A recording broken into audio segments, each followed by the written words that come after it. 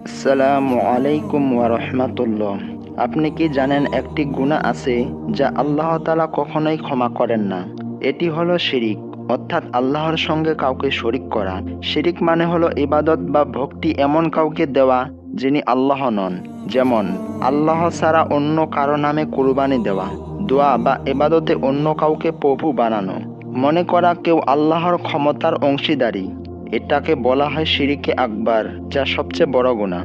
পবিত্র কোরআনে আল্লাহ তাআলা স্পষ্টভাবে বলেন, নিশ্চয়ই আল্লাহ তার সঙ্গে শিরিক করাকে ক্ষমা করেন না। তবে এর নিচে গুনাহ যাকে ইচ্ছা তিনি ক্ষমা করে দেন। সূরা নিসা আয়াত নং ৪৮। এই আয়াত থেকেই আমরা বুঝতে পারি শিরিক হলো এমন অপরাধ যার জন্য জান্নাতের দরজাও বন্ধ হয়ে যায়। রাসূলুল্লাহ সাল্লাল্লাহু আলাইহি ওয়াসাল্লাম বলেছেন, আল্লাহ বলেন, আমি শিরিক থেকে সম্পূর্ণ মুক্ত। যে ব্যক্তি এমন কোনো কাজ করল যাতে আমার সঙ্গে কাউকে শরিক করল, আমি তাকে তার শিরিকের জন্য ছেড়ে দিই। সহিহ মুসলিম।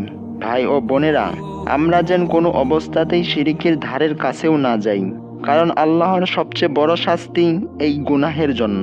আমরা শিরিক থেকে বাঁচতে বেশি বেশি এই দোয়াটি পড়ব, আল্লাহু রব্বি লা উশরিকু বিহি শাইআ।